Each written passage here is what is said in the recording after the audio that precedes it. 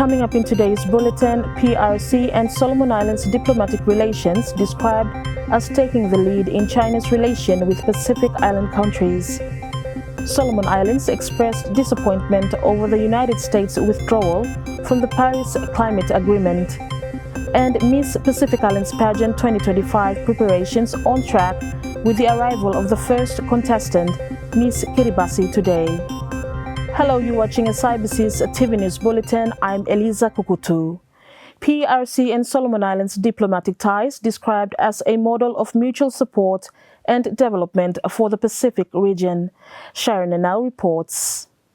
The People's Republic of China and Solomon Islands diplomatic relations have taken the lead in China's relation with Pacific Island countries. PRC's ambassador to Solomon Islands, His Excellency Kai Wiming, made this statement during the National Referral Hospital Comprehensive Medical Center handover. He said the two countries' relations have become a model for mutual support and common development among countries of different sizes. China-Solomon Islands relations have taken the lead in China's relations with Pacific Island countries and have become a model for mutual support and common development among countries of different sizes. We have greatly advanced pragmatic cooperation and forged ahead a brand new pattern of mutual benefit and win-win cooperation. The Belt and Road Initiative has been effectively integrated with Solomon Islands development strategy. The rural sustainable development programs have been spread out in rural areas. The Alki Road project is advancing steadily. Close to 30 communication towers have been commissioned under the Solomon Islands National Broadband Infrastructure Program. Excuse me. Enhancing the connectivity of many rural areas, livelihood materials have been donated to more than 30 grassroots communities in recent past month. China remains Solomon Islands' largest trading partner and export destination. China has implemented zero tariffs on all Solomon Islands products. Therefore, the Chinese market are more accessible to Solomon Islands, bringing more tangible benefits to local population. We have strengthened people-to-people exchanges and consolidated popular support for our friendship. His Excellency Wiming adds, last year guided by Xi Jinping thought on socialism with Chinese characteristics for the new era, China has injected strong momentum into promoting peace and development. He said China is ready to stand with Solomon Islands in upholding fairness and justice to be the defenders of the international order. In 2024, guided by President Xi Jinping's thought on socialism with Chinese characteristics for the new era, China has injected strong momentum into promoting peace and development. In 2024, China's economy successfully realized the growth target, with its economic output breaking the RMB 130 trillion mark for the first time, and economic growth equivalent to the annual GDP of a medium-sized country. This speaks to the resilience and potential of China's economy and the confidence that China's economy has brought to the world. The next China is still China. China will stay committed to high-quality development and high-standard opening up, maintain the continued upward trajectory of the Chinese economy, and bring more positive surprises to the global economy. And China shares development opportunities with the whole world. So far, 155 countries have joined the family of Belt and Road Cooperation. Sharon now, SIBC TV. Still on the PRC and Solomon Islands relations, China has expressed its gratitude for the Solomon Islands' support of the One China policy, with Ambassador Kai Wiming highlighting the government's commitment to the policy. Sharon now with the details. The People's Republic of China reiterates its appreciation for Solomon Islands' support for its One China policy. In his remarks at the National Referral Hospital Comprehensive Medical Center handover, PRC's ambassador to Solomon Islands, His Excellency Cai Weiming said China highly appreciates the government's commitment on the One China policy. He said the One China principle is a universal consensus of the international community. China highly appreciates Solomon Islands government's commitment to the One China principle, which has been inscribed in the UNGA Resolution 2758 in 1971. There are neither two Chinas nor one China, one Taiwan. On this matter of principle, there is no gray zone or room for ambiguity. The One China principle is a universal consensus of the international community and a basic norm in international relations. It is also the political foundation of the relationship between China and Solomon Islands. We shall firmly support each other's core interests and major concerns and always stand on the right side of history and international justice. His Excellency Cai Weiming adds China is ready to advance a win-win cooperation for both countries. China is ready to stand with Solomon Islands in advancing win-win cooperation to be the promoters of development and prosperity. We shall accelerate the alignment of the Belt and Road Initiative and Solomon Islands National Development Strategy. China will continue to provide aid and support the implementation of signature projects as well as small yet smart projects in Solomon Islands. We shall strengthen exchanges and cooperation in the fields of education, health, culture, sports, youth, and subnational cooperation. China Police Liaison Team, China Medical Team, and Chinese language teacher in Solomon Islands will continue to focus on their missions, leverage their expertise, and bring more tangible benefits to local people. China is ready to stand with Solomon Islands to be the promoters of human progress. While we are living in a world full of challenges and uncertainties, China firmly promotes cooperation through opening up and promotes development through cooperation. Sharon Nanau, SIBC TV. The Minister of Environment, Climate Change, Disaster Management and Meteorology, Honorable Trevor Headley Mahaga, expressed disappointment over the United States' withdrawal from the Paris Climate Agreement. In an interview with SIBC News on Monday, Honorable Mahaga said it is disappointing as the U.S. is one of the major contributors of greenhouse gases. And withdrawal from the US, I'm disappointing, but me always believe that all the other countries were also big emitters below greenhouse gases like Australia, New Zealand, West Africa, but continue supporting me. But I'm disappointing that the US withdrawal of Paris Agreement because them too are major contributor of greenhouse gases and causes climate change. So I'm quite disappointing. Opposition me also disappointed that the US withdrawal of Paris Agreement. I'm no one for the thing whereby me sabotage clearly. He adds, despite the U.S. withdrawal from the agreement, it is comforting to see the two neighboring countries, Australia and New Zealand, which are closest to the country, continues to be supportive in the fight against climate change. Worry me hope him no go to the stage where by everyone take him same stance as US doing it. But comforting me is that the two closest countries, neighboring countries, Australia and New Zealand, are always helping me understand what they mean now in terms of addressing climate change. Yeah, hopefully to follow by now take him stance or some USM doing it. Now, with only a few days to go before the much-awaited Miss Pacific Islands pageant, preparations are well on track.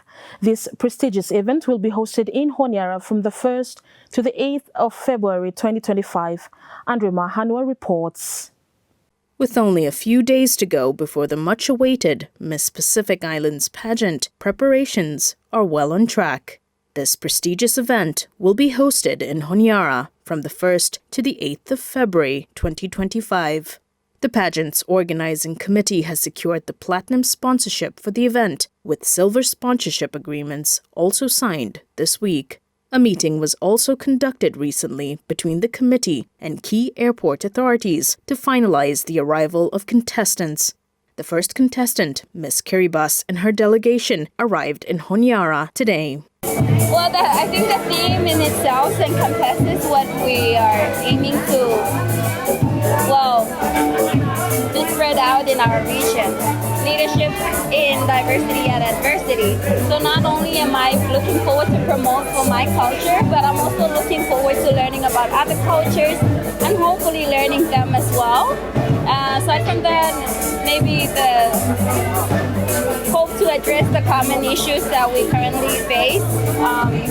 We are all different, but I'm pretty sure there are common issues that we are facing right now, and I'm hoping that we get to talk about that on this platform. Operation Manager Jess Cornophilia confirms that the remaining contestants will be in the country by the 1st of February. The prestigious event is expected to provide a platform where the Pacific's diverse cultures is highlighted and promoted, offering a new perspective for the audience and contestants. Pageant director Joyce Cornophilia told local media recently that for Solomon Islands, the country's hosting of the pageant will promote tourism destinations in the country. Not only will it support and promote women empowerment, but it also offers an opportunity for tourism operators to promote the country's tourism destinations and cultures. Solomon Islands first hosted the Miss Pacific Islands pageant, which was then the Miss South Pacific in 2013. This will be its second time to host the event. Elsie Polisavai, Miss Solomon Islands, will be representing the country in this competition. Andrea Mahanwa for SIBC TV. The Ministry of Forestry has proposed amendments to the Forestry Bill aiming to strengthen the management and protection of the nation's forests. Sharon Anal reports. Amendments to the Forestry Bill is aimed at improving the management and protection of the country's forest resources. Ministry of Forestry and Research Permanent Secretary Richardson Raumaya said the amended bill, once passed and properly implemented, the country's virgin forest loss can be recovered and revenue earnings from the forest resource can increase in the next 30 years. This time, we declined by 11% per year, in terms of round log export. We only have around 3% of virgin forest remaining. Forestry, renewable resource, we grow back no more, very tropical climate or regeneration and fast for good. But if we put proper regulations for controlling how much cubic now go out, what diameter now we cut them, by me no problem no more. By 30 years, 40 years, we still got them come from forestry sector because forests we recover fast. So those are the loopholes where this bill and we try to address them, so that we put them in place now, regulations where we control them what now, cut them, what size logs now should go out below country. If we do that one, guaranteed the next 30 years we still looking revenue come from forestry sector. Chair, thank you. Meanwhile, Member of Parliament for East Central Guadalcanal constituency and member of the Public Accounts Committee, Honourable Lazarus Rina, said the current problems in the logging industry emphasises on the bill's urgency to be tabled in Parliament. The Act must be reviewed quickly and this new bill or what must be passed in him before might be logging industry but also want how people have benefit or others, especially in terms of infrastructure. And there are so many agreements here. Lot of landowner, lot of government or what. And me no sabe how ministry me sabe lot of which company now me pay good. Royalty law, companies which now me doing good, and based law agreement law or landowners. But me think also that government should carry one for a standard agreement, especially time company and land go law places for operate. There always be a standard agreement where. But I'm no different from another company, and especially road. Because government blame me, I'm no say work in road here. I'm hard to miss. SIBC News understands the final draft of the amended bill is approved and should be presented to Cabinet late last year. Sharon Nanau, SIBC TV. The Ministry of Communication and Aviation can buy the non-government domestic airstrips land through the government's buy-off policy should the traditional landowners want to sell them. Permanent Secretary Alwyn Danitofair said in response to questions raised around the idea that government buying off the non-government domestic airstrips land will reduce land issues associated with airstrip closures and upgrade works. He said having the domestic airstrips ownership under the ministry will give confidence to investors and the government to upgrade the airstrips. There is a government buy-off policy. It's using that policy that mi travel by na ngora lo kira-kira. Mi fala pa continue to engage with him landowners for if anyone willing for government to pay him out of airstrip by government pay him. So that will be part of our airport profiling program where we follow by go and engage with remote landowners and see if they are willing to actually sell the land to the government. If in the case where they are willing, there is a policy that supports buy-off, and we'll be so keen and so happy to work together and actually buy off the airport airstrips from landowners. If that is done, and I'm helpful to Masli Umi because by Umi government have confidence that by him upgrading Mot airport with big confidence that by no anyone can dispute him more or anyone cross no more can close him airport or the issues where you may usually encounter in lot provinces. Mr. Danitofair said moving forward, any new airstrips to be built must meet government's long-term development plans and must be located in an economically viable area. Mr. Danitofair calls on the public to also understand they are not in the profit-making business, but a service arm of the government.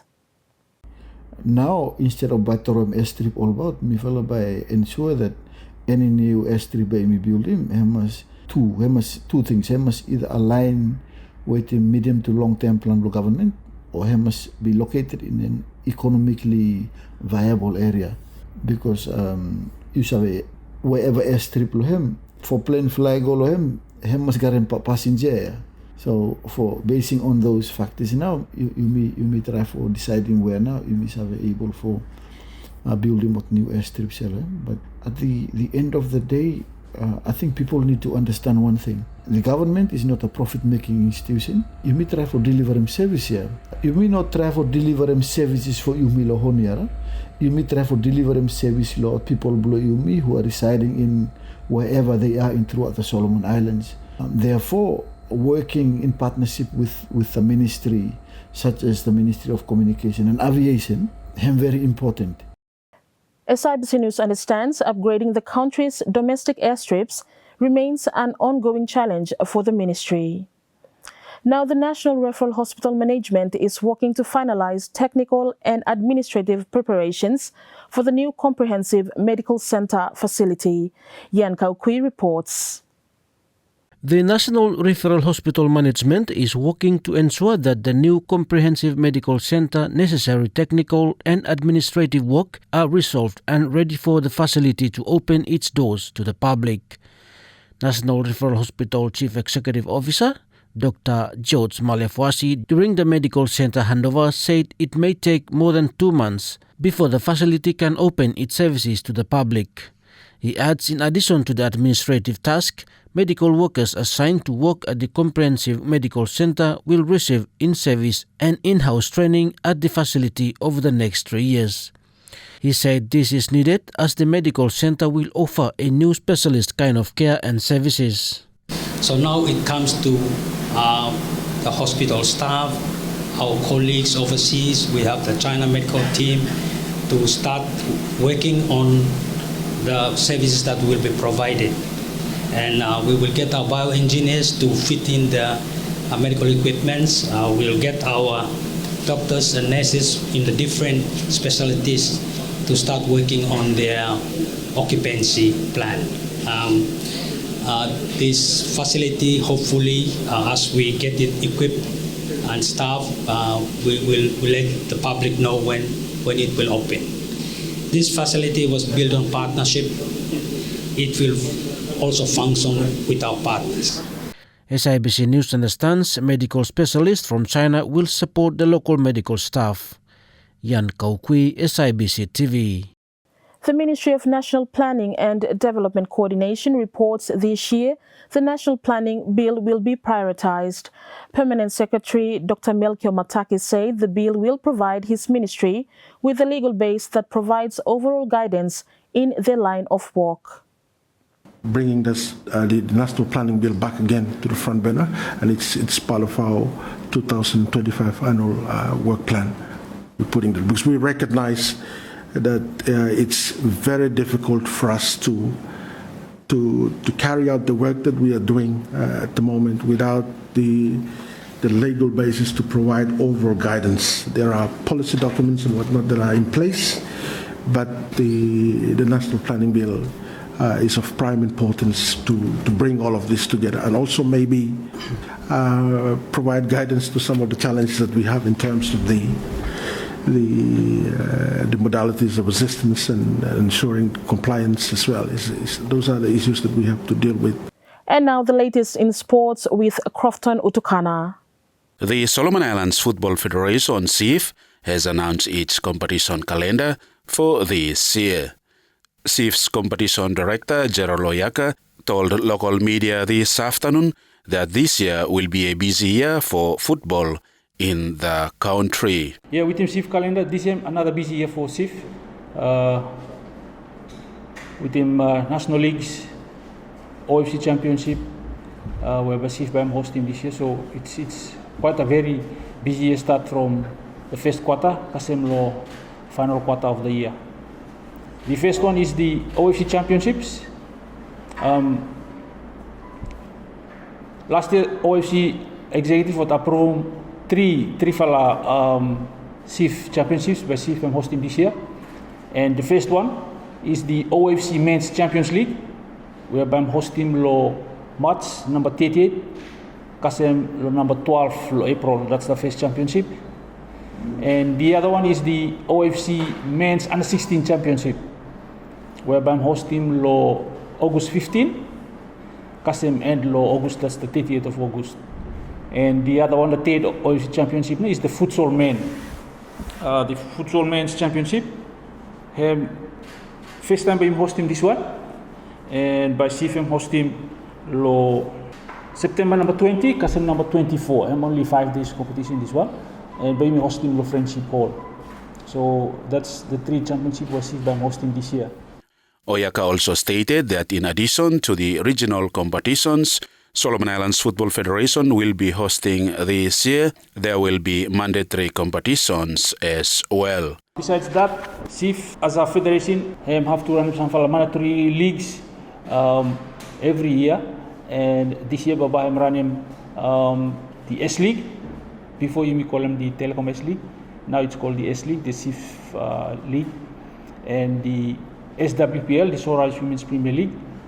And also, I'm running Tufala National League for the under 18 men and the under 18 women, and also for the youths, the under 15 boys and girls. So those are the mandatory leagues whereby SIF I'm running Honiara for this year. And these national leagues are long-term leagues, and it takes 6 months, and we have close to 10 participating teams for each competition, so each league. SIF I'm also hosting Trifala Championships beside the national leagues.